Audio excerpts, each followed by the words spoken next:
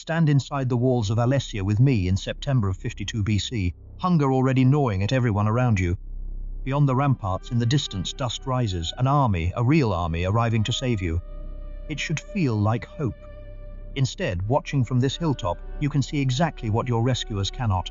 A second Roman wall facing outward, standing between them and you, just as complete and just as merciless as the wall trapping you inside.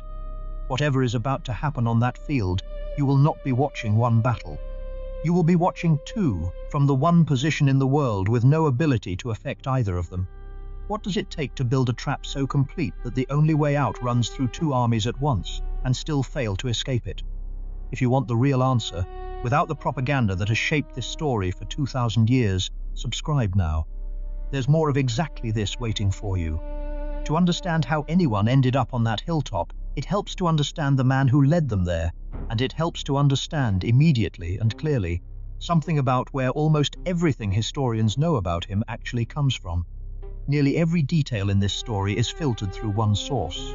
Julius Caesar's own account of his conquest of Gaul, the Commentarii de Bello Gallico, written by the general himself for a Roman audience back home whose opinion of him directly determined his political survival. This is not a neutral historian recording events from a comfortable distance.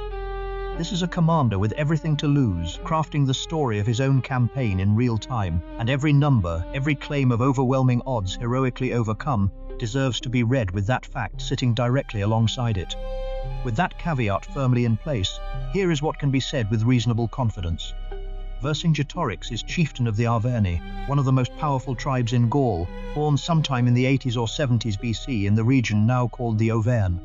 Over the winter of 53 into 52 BC, he accomplishes something no Gallic leader has managed before him, uniting a genuinely unprecedented coalition of rival tribes, setting aside generations of division to face a common enemy that has by this point been slowly conquering their territory for years. His strategy against Caesar's legions is ruthless in its logic, if devastating to his own people, scorched earth.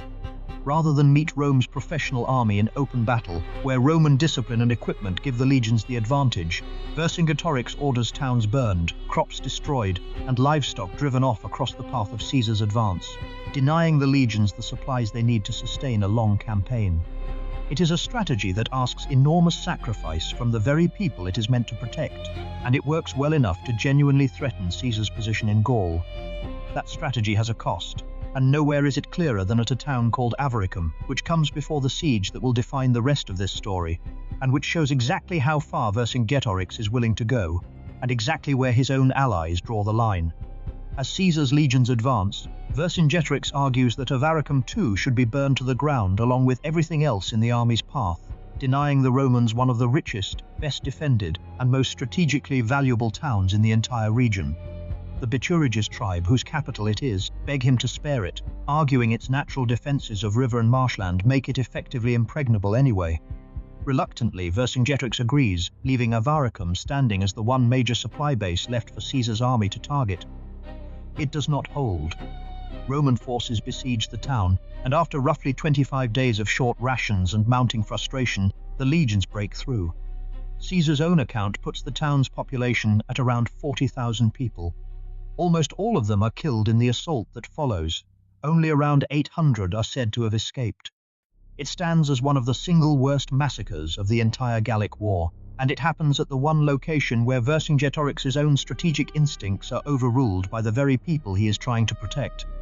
Nowhere does the underlying threat behind his broader strategy become more real to Caesar himself than at Gergovia, however, and this is a part of the story that deserves far more weight than it usually gets in popular retellings, because it complicates the image of Caesar as an unstoppable military genius that so much of this history tends to project. At Gergovia, Caesar's assault on Vercingetorix's fortified position goes badly wrong. The attack falters against difficult terrain and determined defense, and by the time it is over, more than 700 Roman legionaries lie dead, including 46 centurions, officers whose loss represents a devastating blow to the army's experienced leadership, not simply a body count. This is not a minor skirmish.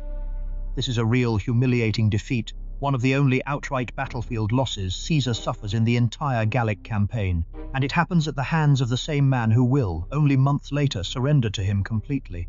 If the idea that even Caesar's own account can't fully hide his failures interests you as much as it interests us, our members get more of exactly this kind of source-critical deep dive, first and uncut. It's there whenever you want to go further with us. After Gergovia, rather than continue the scorched earth campaign that has served him well, Vercingetorix makes a decision that will define the rest of his life and the fate of independent Gaul with it. He withdraws his forces to the hilltop fortress of Alesia and prepares to make his stand there. Whether this is tactical necessity, growing pressure from allied tribes wanting a decisive confrontation, or Vercingetorix's own miscalculation, the sources don't give a fully satisfying answer. What is clear is that by choosing Alesia, he is choosing to be found and to be surrounded by an enemy that has just demonstrated at Gergovia that it can be beaten in open battle, a fact that makes the decision to instead let Caesar besiege him in a fixed position all the more consequential. What Caesar builds around that hilltop in response is, regardless of how anyone feels about the man himself, one of the most extraordinary feats of military engineering in the ancient world. Roman forces construct not one, but two complete lines of fortifications circling Alesia, an inner ring, the contravallation, designed to trap Vercingetorix's forces inside the settlement with no path of escape, and an outer ring, the circumvallation, facing the opposite direction, designed to hold off any relief force that might arrive to break the siege from outside. Together, these two rings of ditches, ramparts, towers, and obstacles stretch for a combined distance most commonly cited between roughly 25 and 40 kilometers, built by Roman legionaries functioning as combat engineers under real-time pressure in a matter of weeks. The engineering goes well beyond simple ditches and ramparts too. Caesar's own account describes multiple layers of deliberately brutal obstacles studded across the open ground in front of both walls. Rows of sharpened branches woven into entanglements, the soldiers nicknamed grave markers, concealed pits with fire-hardened stakes planted point up at the bottom and disguised with branches and brush so an advancing man or horse steps directly onto them without warning, and iron hooks and spikes set into logs buried just beneath the surface, positioned to catch and tear at anyone trying to cross. This is a designed killing ground, engineered specifically to slow and mime an attacking force before it ever reaches the Roman line itself, built by an army that has every reason to expect it will be attacked from both directions at once, and has planned accordingly. That the Romans pull this off in a matter of weeks, while simultaneously maintaining a fighting force capable of holding the line once the attack actually comes, says as much about Roman military logistics and discipline as any battle account ever could. Now the numbers need addressing, because this is exactly where Caesar's own interests as narrator collide most directly with what basic logistics can actually support. Caesar's account claims Vercingetorix commands roughly 80,000 men trapped inside Alesia, and that a Gallic relief army numbering as many as 250,000 eventually arrives to try to break the siege from outside. Modern historians treat that second figure with deep skepticism, and the reasoning is refreshingly simple. An army of 250,000 men, operating in a Gaul already ravaged by a scorched earth campaign, specifically designed to deny an invading force its food supply, would starve within days trying to feed itself, let alone sustain a prolonged siege-breaking campaign. Working backward from the actual logistics of feeding, watering, and moving a force that size through hostile, stripped territory, historians studying the campaign generally suggest a relief force closer to somewhere between 165 and 175,000 at the very highest plausible estimate. And even that figure may still carry some of Caesar's own exaggeration baked into it. Caesar's own force, by contrast, is generally accepted as somewhere between 40 and 50,000 men, spread across 10 to 12 legions. Why would Caesar inflate these numbers so dramatically? Because the entire point of the Commentaries was never simply to record what happened. It was to make the case, to a Roman public and a Roman Senate perfectly capable of stripping him of his command and his career, that his conquest of Gaul had been both an overwhelming military necessity and a personal triumph of near impossible odds. An outnumbered Caesar, besieged from both directions by hundreds of thousands of barbarian warriors, and still winning decisively, that is a far more career-saving story than a well-supplied, professionally organized Roman army defeating a starving, disorganized coalition that logistics alone had already crippled before the battle even began. Now come back to that hilltop, to the moment the two Roman walls are finally tested at once. The dust cloud you watched rise on the horizon finally arrives at the outer wall, and the ground itself seems to shake before the sound of it reaches you. Somewhere behind you, inside Alesia, Vercingetorix's own starving forces surge toward the inner wall in the same instant, throwing everything left in them at the barrier that has held them for weeks. For a moment, caught between the two collisions, you cannot tell which fight is closer to breaking through, and neither, it seems, can the Romans holding both lines at once. This is the moment the entire siege was built toward and against. A coordinated hammer blow from both directions, timed to catch Caesar's legions with nowhere left to send reserves. It does not work. Roman fortifications, Roman discipline, and Caesar's own decisive commitment of reserve forces at the critical moment hold the lines together on both fronts at once. You watch the relief army's charge break against the outer wall and scatter across the open ground beyond it. Behind you, the pressure on the inner wall slackens as Vercingetorix's own exhausted men are forced back, unable to break through from a position with no food left and now no rescue coming. The dust that promised hope only hours ago settles over a battlefield that has already decided everything. He surrenders the following day. What happens next is where history needs to separate genuine record from a scene that has become, over 2,000 years of retelling, almost cinematic in its detail, and for good reason to be suspicious of exactly how cinematic it is. The most famous account of Vercingetorix's surrender comes from Plutarch, writing not as a contemporary witness, but roughly 150 years after the siege itself. In Plutarch's telling, Vercingetorix puts on his finest armor, adorns his horse, rides out from Alesia's gates, circles slowly around the seated Caesar, then dismounts, removes his armor piece by piece, and sits down silently at Caesar's feet, waiting to be led away. It is a genuinely striking image, and it is very likely exactly that, an image composed generations later by a biographer working in a literary tradition that prized symbolically resonant scenes over strict documentary accuracy. Caesar's own account, written far closer to the actual event, does not describe the surrender in anything like this dramatic detail. This does not mean Plutarch invented the scene from nothing. It means treating it as a verified, blow-by-blow eyewitness record, the way so many popular tellings do, asks more of the evidence than it can actually support. What is known with more confidence is what happened to Vercingetorix afterward, even if some details there remain genuinely disputed too. He is taken to Rome and imprisoned, for somewhere in the range of 5 to 6 years, in the Tullianum, Rome's notorious underground prison, reserved for the empire's most significant captives.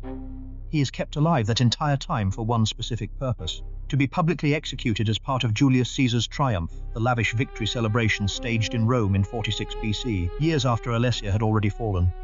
Even the manner of his death is not fully settled. The historian Cassius Dio describes a ceremonial strangulation carried out at the Temple of Jupiter, the traditional culmination of a Roman triumph's treatment of a defeated enemy leader. Other evidence connected to the Tullianum site itself points instead toward beheading. Neither account can be confirmed with full certainty over the other. It is worth noting, too, how differently this defeated man came to be remembered centuries later, long after the empire that conquered him had itself collapsed. In 19th century France, Vercingetorix was reinvented as a foundational national symbol, a unifying hero of resistance against foreign conquest, celebrated rather than forgotten as the losing side of an ancient war. Emperor Napoleon III, drawing a deliberate parallel to his own vision of French unity, commissioned excavations at the presumed site of Alesia and erected a large statue of Vercingetorix there, its face reportedly modelled to resemble the emperor's own. A man who spent his final years chained in a Roman prison became, 18 centuries later, the face conquerors chose to put on their own nation's origin story. What is certain is the scale of what ended at Alesia, regardless of exactly how many men fought there or exactly how its most famous leader died. This siege marks the effective end of organized, independent Gallic resistance to Rome. The territory that will become modern France and Belgium passes, from this point forward, into Roman control that will last for centuries, reshaping language, religion, law, and culture across the region in ways still visible today. So think back to that hilltop, to the dust that rose on the horizon, and the two walls that decided everything before a single Gaul or Roman fully understood which fight would matter more. You were never watching one battle from Alesia. You were watching an entire people's independence end, from the one vantage point with no power to change it, trapped between a rescue that couldn't reach you and a wall that never once let you leave. A genuinely capable Gallic leader united tribes that had never managed to unite before, inflicted a real and humiliating defeat on Rome's most famous general at Gergovia, and then made the fateful choice to be trapped rather than keep fighting a war of movement he had, until that point, been winning through sheer strategic patience. He was beaten not by hundreds of thousands of Roman soldiers, but by tens of thousands of disciplined engineers and legionaries, 2 rings of earthworks, and the same brutal arithmetic of supply and hunger that his own scorched earth strategy had once turned against Rome. And the story of exactly how he surrendered, and exactly how he died, survives mostly through the words of the man who benefited most from making sure history remembered it his way. If this is the kind of history you want more of, the propaganda separated from the evidence, the defeats given as much weight as the victories, the numbers checked against what logistics could actually support, there's another one waiting for you. Click it and walk with us further into the